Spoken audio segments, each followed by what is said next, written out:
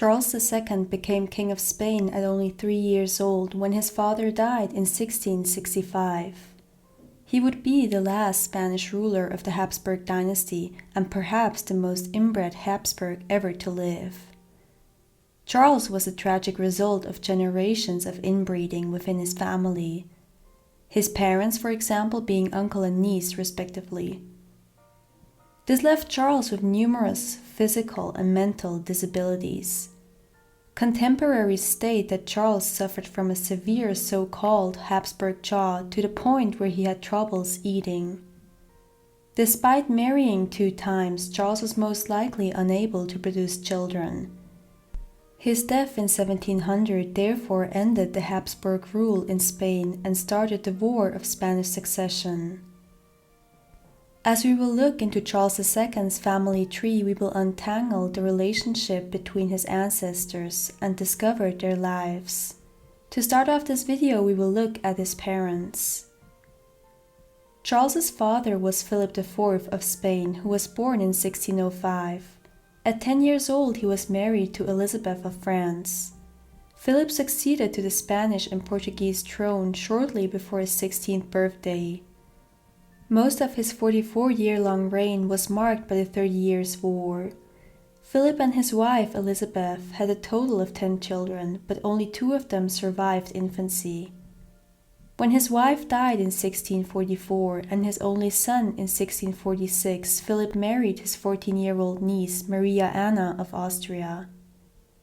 With her he had an additional 5 children, but only 2 of them survived infancy: their daughter Margarita Theresia and their son, the future Charles II.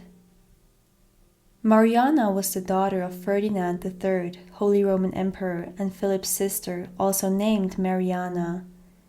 She was born in 1634 in what is today Vienna, Austria. At 12 years old, Mariana was engaged to her cousin Balthasar Charles, the Prince of Asturias.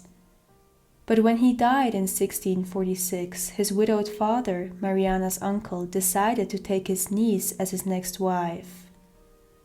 Mariana became regent to her son, Charles, when he became king at only 3 years old. Mariana faced many political difficulties, such as the financial exhaustion of Spain, as well as a period known as the Little Ice Age in the second half of the 17th century, which caused crops to fail across Europe. She died at 61, most likely of breast cancer. Next, we are moving up the family tree to Charles's paternal grandparents. Due to the weird marriage combinations of the Habsburgs, these would also be his first set of maternal great-grandparents. His paternal grandfather and maternal great-grandfather was Philip III of Spain. He was born in 1578 in Madrid. He became King of Spain and Portugal upon the death of his father in 1598 at 20 years old. Many historians claim Philip to have been an unsuitable candidate to the throne he inherited. But nevertheless, much of Spain's later economic difficulties can be traced back to the beginning of his reign. He relied on one of his favorites, the chief minister and Duke of Lerma, for advice, despite the Duke having a bad reputation for being corrupt. A year after his ascension to the throne in 1599, he married his cousin Margaret of Austria. Margaret was the daughter of Archduke Charles of Austria and his wife Maria Anna of Bavaria. She was born in 1584 in Austria. After her wedding to Philip III of Spain, Margaret became an influential figure at court. The marriage to her first cousin, once removed, was described as affectionate and close, especially after she gave birth to a son. Margaret emphasized Spain's status as a Catholic power in Europe and was upset at the controversial Duke of Lerma, who used his power over the king to make Spain an independent power without any religious ties. Margaret and Philip had a total of 8 children. She died in 1612 at the age of 26, a few days after giving birth to her last child. Philip, now a widower, never remarried and died 10 years later. Now let us stay on Charles II's paternal side as we look at his first set of paternal great-grandparents. Here we find Philip II of Spain, who was born in 1527. He inherited the throne of Spain in 1556 from his father Charles V, who in addition bore the title of Holy Roman Emperor and a few others. His father, however, made the decision to split up his territories between his son and his brother. Philip's reign falls into the so-called Golden Age of Spain.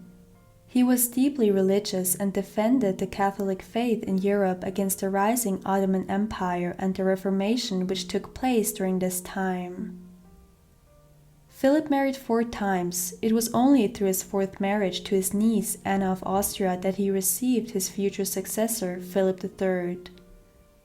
Anna was the daughter of Maximilian II, the Holy Roman Emperor, and his wife Maria of Spain. As eldest daughter of the Holy Roman Emperor, Anna's hand in marriage was sought for by the other European royals. Her parents planned to strengthen the Austro-Spanish ties with a marriage between Anna and her cousin, Don Carlos, the son of her future husband.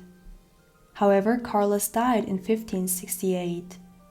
A few months later, her uncle's 3rd wife also died, leaving him without an heir.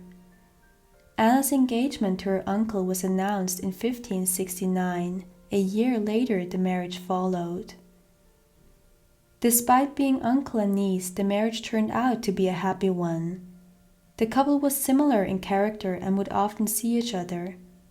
The marriage resulted in 5 children. Anna died at 30 due to influenza. Philip died 18 years later in 1598. Now let us continue with Charles's second pair of paternal great-grandparents. The future Charles II, Archduke of Austria, was born in 1540 in Vienna. There were plans to marry Charles to the unmarried Queen Elizabeth I of England, but she decided not to marry him. Later, discussions were held to marry Charles to Mary, Queen of Scots.